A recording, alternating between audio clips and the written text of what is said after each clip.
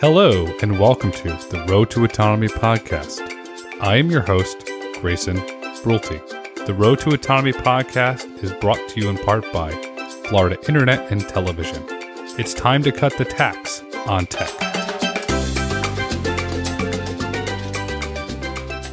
Hello and welcome to the Road to Autonomy. I am your host, Grayson Brulte. On today's episode, we're absolutely honored to have Alvaro Ramis, Vice President of Business Development and Alliances, Bestmile. Welcome to the podcast, Alvaro. Hi, how are you? I'm doing well. The thing about you that I want to shed some light on that a lot of individuals do not know is that you started your career in banking, and from there you went to mobility. Will you please kindly talk about that journey? Because it's cool. Well, I actually work not only in banking but other industries. I've been always in projects related to innovation, working mostly in internet projects in large corporations and startups. But I've been not only in banking, I was in the travel industry, etc. So my background is somebody who feels extremely comfortable with uncertainty. That's my background. You're uncomfortable with uncertainty. You understand finance. You understand travel. And then in 2004, you joined Cardigo as Chief Marketing Officer. Was that combining all of your backgrounds into a passion? I didn't know at the time. I just was contacted by a headhunter who told me there's a company in Germany that would like to talk with you. I went to that company, and before going into the meeting and the interviews, I tried the product, which was a free float car sharing service. It was a few years ago, and it was the first time I experienced that.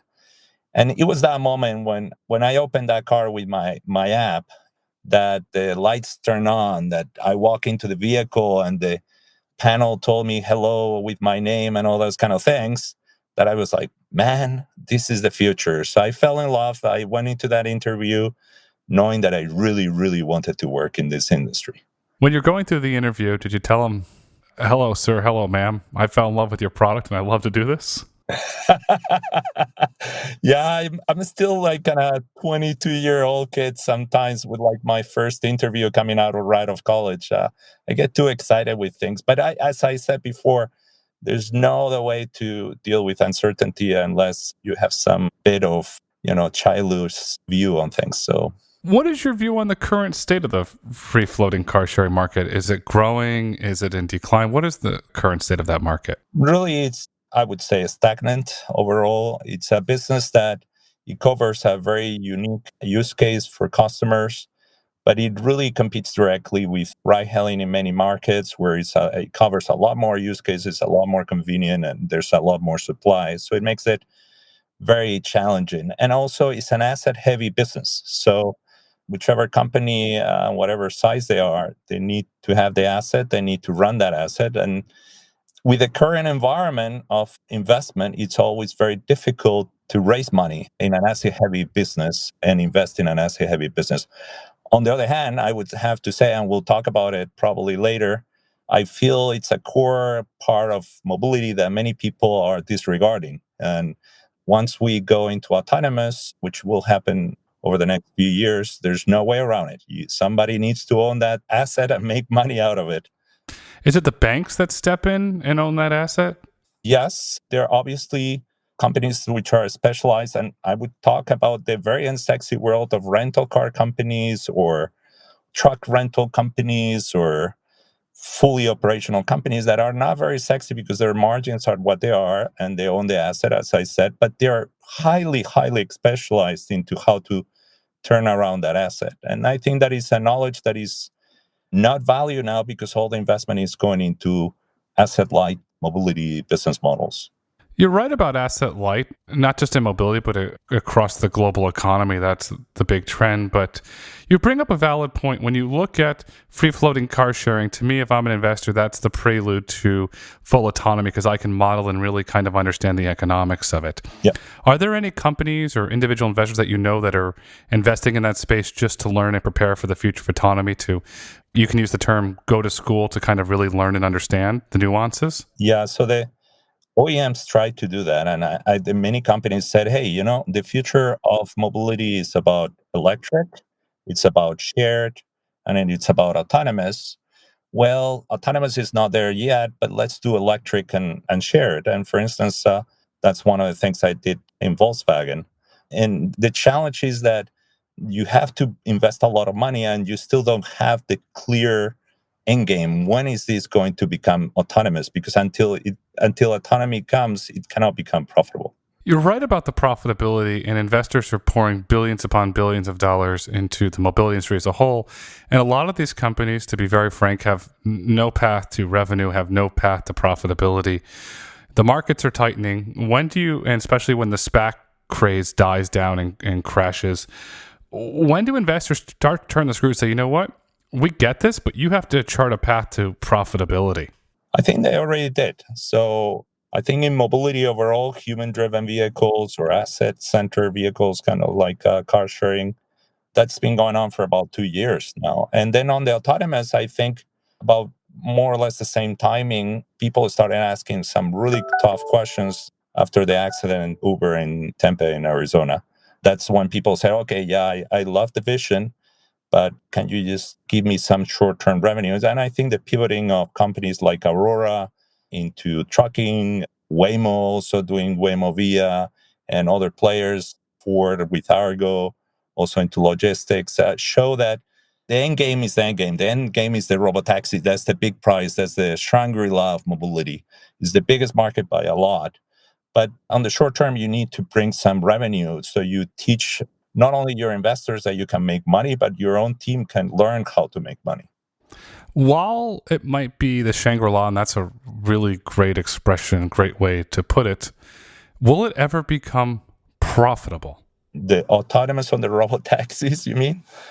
Yes, because I believe that you're going into a race to zero, and you have, let's call it Acme Company 1, Acme Company 2, Acme Company 3, offering a very similar service. They're just going to go undercutting one another to gain market share. Yeah, so I actually am a believer of that there's going to be autonomy is going to be very similar to the telecommunications industry, where it's highly regulated because the quality of service is very, very important, strategic for a country.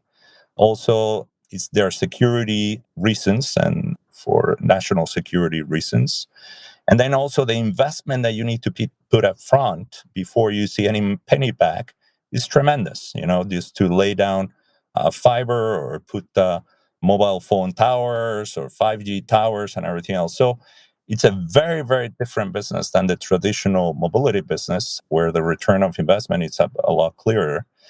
These are highly indebted companies, and the margins are not beautiful, but they're profitable businesses. So I wouldn't say that they would race to the bottom, but if you look at what happened in the US or what happened in Europe with telco companies overall, with 3 or 4 players in each market, you see that it is not either the 30% margins that you see in the ride-hailing business right now. It's interesting that you bring up telcos, and I like that. So if you look at Verizon and you look at AT&T, two completely different companies. Verizon is more focused on 5G, where AT&T's made some horrible acquisitions with DirecTV, and we're yet to see what's going to happen with the Warner Brothers acquisition. But these companies from their cell phone businesses spit off massive amounts of cash. They pay 4+% dividends, and so they have a very loyal shareholder base just based on the dividends.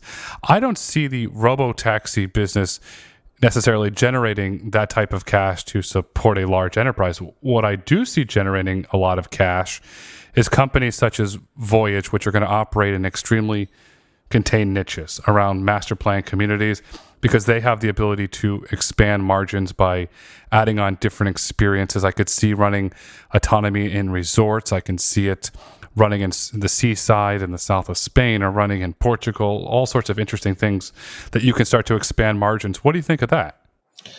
I mean, the good thing of the Voyage business model, which is very similar to one of our partners of Bestmile in the US, is Beep, which is an operator of shuttle vehicles, autonomous shuttle vehicles for under Navia and Local Motors, and they operate in these kind of environments, is that once you have kind of like an enclosed environment, you can add, as you said, more services around it.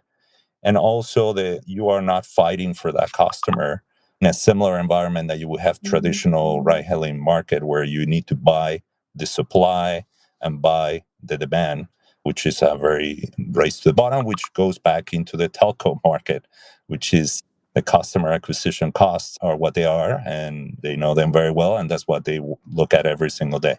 Because you're right to talk about the Bestmile customer, and I mentioned Voyage, is that they're focusing on the riches and niches model, Yeah. where they're catering to a customer where they can add on an experience or add on a service, and they can become profitable. They might not generate telco dollars, but they can become an extremely profitable business that is highly investable, that can show year-over-year growth.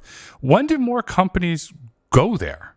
Because I think as I said, the end game is so attractive that it's too shiny for them, So I think some of the pivoting going into middle mile trucking, but I will give you an example and talking about Europe. The biggest project of autonomous vehicles in Europe right now is happening at the Port of Rotterdam. The Port of Rotterdam built a 17-kilometer road between its terminals, and this road will be fully dedicated to handling cargo, the containers between the ships, with autonomous vehicles. And it will cross railroads and it will close public streets.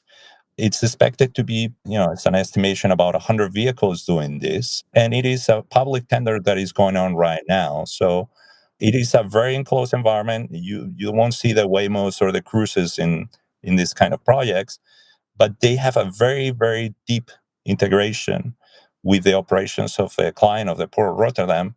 And obviously, these are very, very long-term projects. It's more a traditional, let's say, B2B business. And going back into another industry, this would look more like an SAP than Google, So there's consulting that you can build on it. There's integration with backends. There's integration with logistics systems that they have. So it is a completely different industry and also a different type of engagement. And also, as you said, different type of margins that you could expect from this kind of business. It's an unsexy business, but it's a proven business. And by removing the cost of labor at the Port of Rotterdam, they'll be able to increase their margins. They'll be able to pay their employees more, but it'll increase efficiencies. And you mentioned several times trucking, and trucking's becoming really interesting here in the United States. Dallas, Texas Triangle is emerging as a big hub of autonomous trucking. Yeah. And you're based in Europe. Is there anywhere in Europe that autonomous trucking is starting to really emerge and take hold? No, nothing going on like with Aurora, To Simple, and other players in Texas. Europe, there was some projects, some platooning led by Volvo and Scania mostly, and MAN. But really the level of full autonomy that is going on in the US, you don't see it in Europe. What sorts of investments in mobility are you seeing in Europe today? Europe is falling behind from the investment side and from the project side. So there are plenty of small startups, some of them quite well funded, like Bestmile is. But companies that are invested and that have funding on the hundreds of millions, there are none. So really, I think it's two reasons or three reasons. The first reason is that a lot of the investment has been taken over by the large OEMs, which in the US, the large OEMs directly went into external investment with Cruise and with Argo a few years ago. The European OEMs and mostly the German OEMs tried to keep things in-house. That kind of killed potential external investment to other companies. That is with the news that has been going on with Daimler and Waymo, Trenton and To Simple, and the different players that are investing in Volkswagen and Argo. What you can tell is that the OEMs have given up of having internal investment, but they have partnered with American companies. So they are not keeping the money in Europe. So there's that reason. And then also there's the legislation reason. Legislation in Europe has been moving very slowly compared with the US or China regarding enabling the deployment of autonomous vehicles in any shape, not only trucking, but also in robotaxis, in logistics, et cetera, et cetera. Can you legally operate a level 4 autonomous vehicle in Europe today? You need to do it with exceptions in the rules that are going on, it's a very long process. It is not very aligned with the goals of piloting and testing a vehicle. So that is still a challenge. Germany has announced a draft that will change the game quite a lot, probably by next summer. And other countries have some actions. But again, The things that you see in California, you see in Arizona or Florida are not things that you still see that agility in Europe. If you realize we could have said exactly the same 6, 7 years ago regarding ride hailing. So legislatures in Europe are slower. They're more protective, you could say, of the safety and the interest of the citizen. That could be valid. Point two. But well, Europe is falling behind. There's very little investment right now. Most of the feeling that one has is that either Chinese or American or both companies eventually will arrive in Europe with its own technology and deploy here. Are there politicians in the EU that are pro EU, pro European, that's saying, we have the world's greatest car industry in Germany. Mhm. We don't want to be left behind on this, that are out there at the forefront of saying that innovation needs to happen in the EU? Yes, I'm not saying that is the majority, but they're pushing in Germany, they're pushing in France, which are two main industries there. I mean, we don't have a nationalistic view on how these things need to be done. So good technology needs to come from wherever. But that doesn't mean that the autonomy, as I said before, is related to the strategic reasons, national security that should be considered by any country. It doesn't matter whether it's Europe, China, or the US. What are the national security issues that legislators in the EU are looking at for autonomy? Well, national security is obviously the transportation is the blood of what moves everything in the country. So letting full access to control of vehicles, of autonomous vehicles, by an external force, whatever that may be, it's a key element that you need to be aware of. I go back into what I said with the telco world. You can stop a whole economy if you can access to these autonomous vehicles. But I would say it's not only about how to hack or not to hack an autonomous vehicle. It's also about how those vehicles are designed and what kind of use cases they cover. So anybody who has traveled around the world and has engaged with cities around the world on mobility, like I have done, you can understand that the goals of city managers and how their mobility works in the city is very, very diverse. So and you don't even need to leave the same country. LA doesn't have anything to do with Dallas or Dallas with New York. So and within Europe is not the same Madrid that Berlin or London or Milan. So I think also there's the fact that when you bring autonomy into a city, you need to adapt many things. The way the vehicle is, the way the service design of that vehicle, how it operates, the ODD. You need to change even the pricing. I mean, you can see that Europe and some places in Asia, public transit is extremely strong, very well regarded. Nobody has any doubt that it needs to be funded. I would say there's a very good example, announcements in, for instance, TfL in London, of the rescue by the national government of TfL to fund it, to keep it running. Nobody's complaining about this. So if you could picture that in the US, that would be a different story. So what I'm saying is that autonomy needs to be also adapted to the local needs and the local requirements, and that something that Europeans need to be aware of it. Some politicians are, but it's still a long way to go.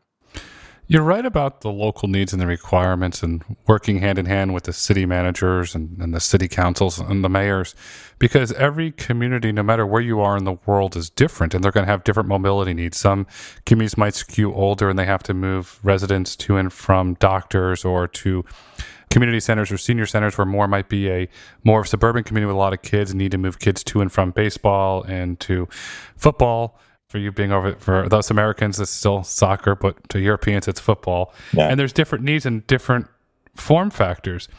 And that kind of goes back to my whole niches theory of where this is all going to be deployed. And with the cybersecurity issue of the niche, do you see these vehicles being designed and developed in the country where if you have remote operations, that the remote operations have to be in, let's call it a secure facility located within that country, and then whatever agency that has to report up to has to have access to that, and to kind of ensure that you do not get a bad actor doing something that is not nice or good? Yeah. Actually, I can explain the example of Bestmile. So Bestmile, what we do in Bestmile, our software is used by autonomous vehicles, and it's being really used by operators of autonomous vehicles that allows them to monitor the vehicle, and to send missions to that vehicle related to the routing of that autonomous vehicle, where it goes and everything else. And it doesn't only connect to a vehicle, but there's the logic on how to optimize a whole fleet of vehicles. Our end client is not only the operator of that fleet also, but it is still not there. The end client should also be the city itself, the one that integrate our solution within the traffic control center, between the emergency systems of the city. I always give an example. You cannot allow artificial intelligence or autonomous vehicles to decide where to go when a terrorist attack happens in a city.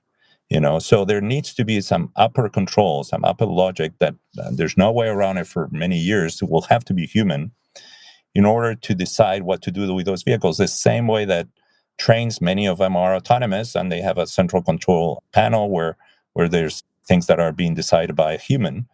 The same way that more and more buses are controlled remotely into what's going on with them through telematics and everything else. So the vision of Bestmile is that one is a twofold. Not only the operator to be control his or her own fleet and optimize what's going on in there, but also for the transportation authority to have also some level of access and control what's going on with that fleet in only necessary.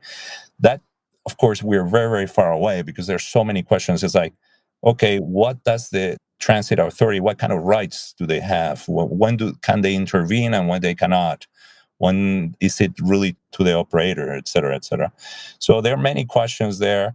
I think there are great projects going on around in the world that are starting to ask these questions, not answer yet. There were some projects in Singapore. There's some in the Middle East. In the U.S., in Jacksonville, with the Jacksonville Transportation Authority, doing the most ambitious project on autonomous vehicles for public transportation in the U.S. I think they're asking already many of these questions. But yes, I agree with you. There needs to be some control. How that is handled, it's I don't have the answer yet. You mentioned Jacksonville, and Nat Ford, who's the CTO of the Jacksonville Transit Authority, is one of probably the most foremost public transportation executives in the United States. This gentleman is looking 2, 3, 4 steps ahead. And Nat, if you're listening, I give you a big round of applause, and you're a great gentleman, but boy, do you get it. Me too. Congratulations. Yeah. I want to go on a serious topic here because you mentioned something that is a sad but true reality, and unfortunately it's going to be for the rest of my lifetime and your lifetime, is the ongoing issue of terrorist attacks. And we had the unfortunate terrorist attack in Nice, France. And you talked about the autonomous vehicles, let's call it, going to a safety center or command center to determine where those vehicles can go. Mm-hmm. That is something that I've never heard anybody say that is extremely, extremely important, because during a terrorist attack, you have an extreme amount of chaos. Where did this evolve from at Bestmile? Because it's brilliant, one. Two, it's something that we have to look at, because we have to be forward thinking for all the different scenarios. This is not taking a kid for ice cream in a vehicle. These vehicles could be used as weapons, and we have to understand each possible edge case, including the potential of terrorist attacks.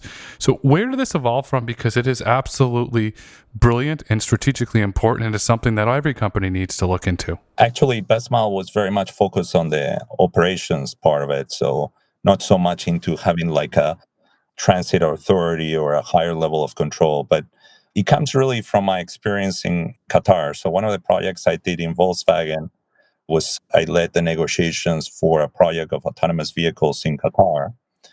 And this project, which will be deployed at the end of 2022, it will happen with the World Cup, the soccer or the football World Cup, which happens in November of 2022 in Qatar.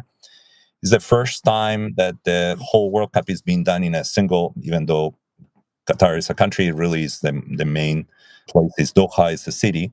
So there are pretty much a population of the whole country of 2 million, and they're expecting, I think, another 2 million people coming in for only 3 or 4 weeks. And Volkswagen will be deploying, and this is public, it was announced already about a year ago or even a little bit longer, will be deploying about 45 autonomous vehicles, 10 of them autonomous buses, and 35 are autonomous shuttles, all of them shared and everything else. So, of course, security and safety was not only about the single vehicle being safe, about being able to turn the right way and to perceive a traffic light the supposed way, but also about how to handle a whole fleet in case of an emergency. And this was a requirement that was brought to the table. And by the way, that will be a requirement that I foresee all legislations in the world will bring to the table. The same way that there are legislations that are already sending a very clear message that if you don't want to have the safety driver, there needs to be a full teleoperation access to that vehicle by somebody remotely. But it's not only about teleoperation and handling the vehicle over a few yards. It's about handing a whole fleet in very few minutes and sending them a very clear mission that they can handle themselves, that you don't need a person to do it, to go back to base or whatever it may be the decision that you make. You're right about teleoperations. It's really important. And with the World Cup, and you're basically doubling the size of the country of Qatar, you're going to need certain safeguards in place. And let's pivot out of the safeguards for a minute here to the World Cup is an exciting event. It brings millions of people that are excited, that are enthusiastic. Mm-hmm. What kind of experiences are you going to put in these autonomous vehicles? Is it going to be World Cup branded? So when somebody is going from their hotel to the field, it's this rah, this really great experience? Well, I'm not working for Volkswagen, so I don't know what they're going to do now, but I know what we talk with the Qatari government and the officials and the Ministry of Transportation and Communications there. I think it's a combination of a showcase of technology. It's unavoidable because, of course, it will be the first time that all these people are experiencing autonomy. But on the other side, it is very well integrated with the infrastructure that they're building regarding the metro. They're building a spectacular metro in Doha, not only for the World Cup, but beyond the World Cup. They're also making a very professional bus transit system. They're a very young country in many ways, and there's still ways to go. But so they're going to integrate how these vehicles operate with their public transit. They're not just an island that they're in a parking lot somewhere and people just get on there. And no, they're really giving it a try and they were very keen and they were asking this from the first meeting. It's like, what is it going to be left behind after the World Cup is over? And this is something, by the way, that could be applicable not only to autonomous, but many mobility services. Many cities are piloting new business models and also autonomous vehicles. And many times they just put them in a corner and it's just about the vehicle itself and the experience of not somebody being on the steering wheel. And they forget that they need to say, okay, well, maybe it's only 1, 2, 5 vehicles now, but what is it going to be when it is 500? How is it going to work? By the way, and this is a message I say pretty much to everybody, I hope I get it right. In 10 years, we'll know, is the fact that in Europe, for sure, autonomous vehicles will not be allowed in city centers unless they're part of the public transportation somehow. It could be an autonomous vehicle only with 2 passengers or with 20 passengers, but private autonomous vehicles will create a lot of challenges otherwise, and European cities will have been maturing these last few years quite a lot, and they will not allow that to happen. You're right about European cities being on the leading edge of multimodal transportation, but I want to stay on Qatar for one last second. You mentioned the showcase of technology. Did the government of Qatar, when you were negotiating this, look at this is their World's Fair moment? Because when he was alive, Walt Disney looked at the World's Fair as his moment to showcase It's a Small World and the animatronics. Is the government of Qatar looking at this is our moment to show that Qatar can lead on autonomy through partnerships with world-renowned companies such as VW? Yeah. I mean, they one of the requirements was setting up teams there and engaging with local universities. They have some world-renowned universities, most of them American-based, that they have presence there, and they really want to transform the current economy very much centered into gas and oil into a new economy. So it is a big opportunity for them, and Volkswagen is a fantastic partner and was very, very pleased to work with them together. Yeah. When you look at new and emerging economies that are changing, you have to look at China because technology is completely changing that with Alipay and AntPay and Tencent. The country is completely changing. and they're getting really big into mobility. They're autonomous vehicle deployments in Beijing and Shanghai. What are your thoughts on the development and deployment of autonomous vehicles in China? So everything with innovation in China goes fast. They break things too very fast. They don't mind. It is a fantastic country. It's shocking always coming back and seeing things changing in very little time. But there's a challenge on the autonomy story. So I'm not saying they're AutoX and the Momenta and the Apollos of the world are fantastic enterprises and everything else. But the question that I always ask, and that's applicable not only to China but to other similar countries, is that the unit economics are less attractive. So when you talk about robotaxis, definitely, but other use cases, the price or the cost of the driver proportionally to the cost per mile is a lot lower than in the US or in Germany. So that gives me doubt into the how fast the transition will go. Being said that, China, again, they're very fast. They have a lot of support from the government in making things happen. Legislation is very flexible.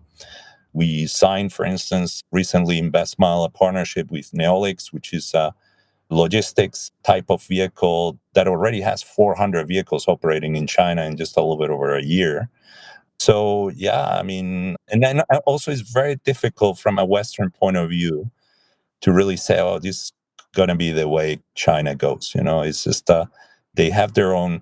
What it is very clear, and I think all of us agree to that, is that the same way that the internet, there's the Chinese internet and the Western internet, let's put it that way, is quite probably going to happen the same thing in autonomy. There's very few chances, going back to the national security story, going back to the strategic positioning and everything else.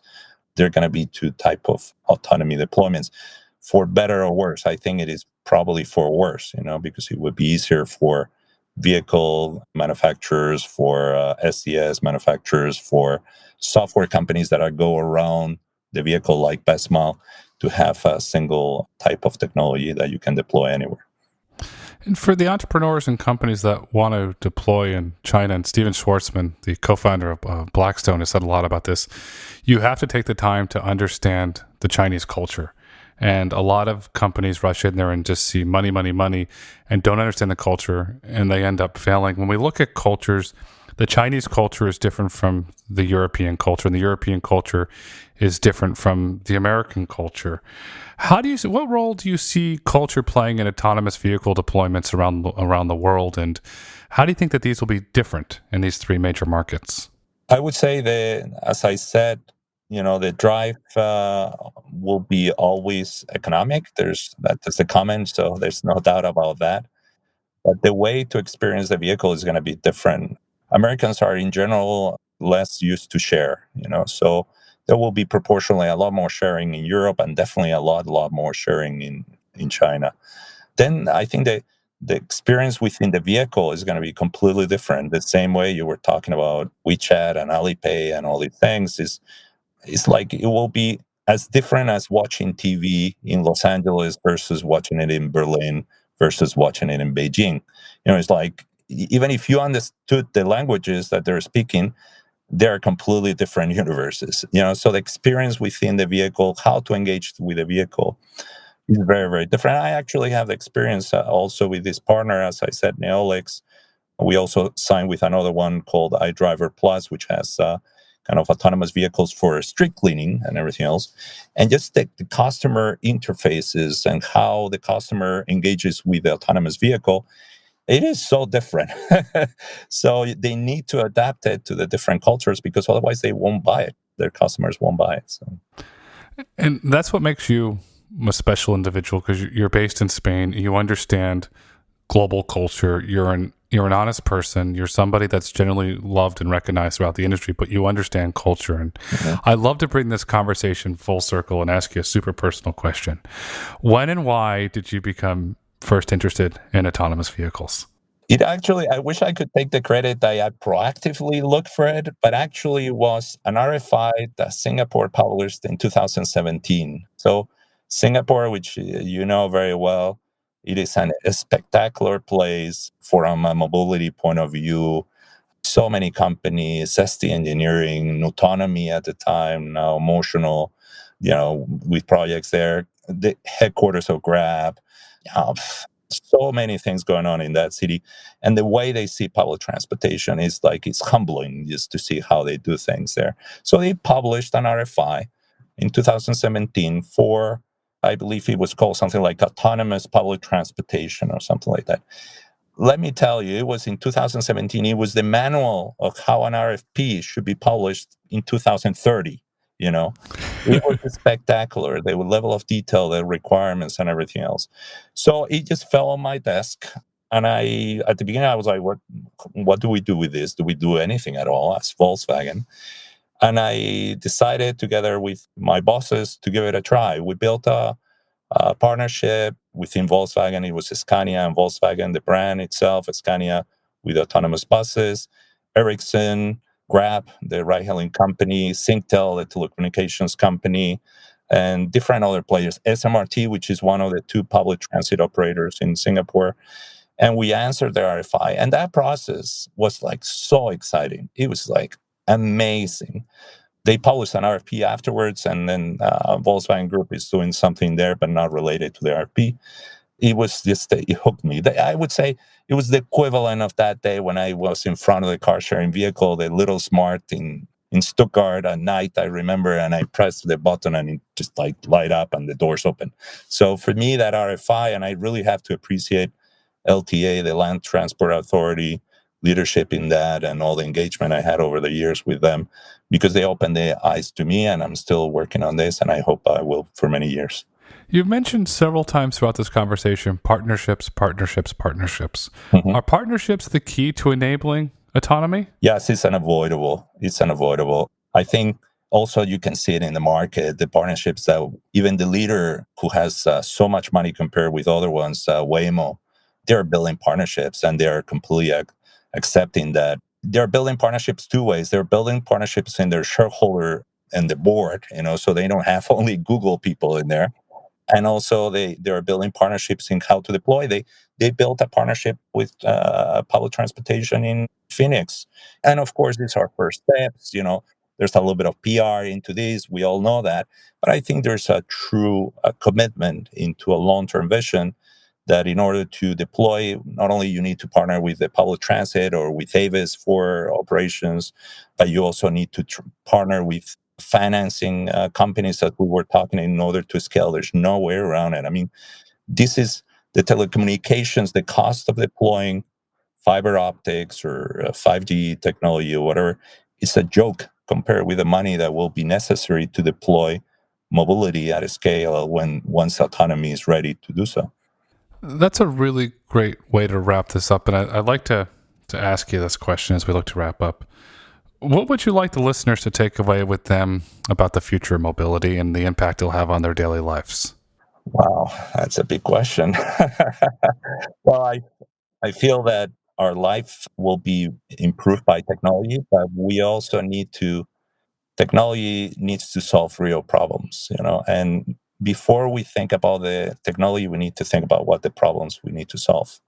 I don't think we are there with autonomy. I think we learn, and we made a lot of mistakes with ride-hailing and on-demand mobility, and we're going to do a lot of mistakes with autonomy. Yeah, so I hope they see Shangri-La is not technology per se, it's the problems that it solves. You're 100% right that technology needs to solve real problems, and it will solve real problems. And Alvaro, we thank you so much for coming on the podcast today to share your incredible insights from a global perspective, because the future's bright, the future's autonomous, the future is partnerships. And Alvaro, thank you so much again for sharing your incredible insights. Thank you. Thank you so much. Thank you for listening to the Road to Autonomy podcast. If you've enjoyed listening, please rate, review, and subscribe on your favorite podcast platform. Want to get in touch?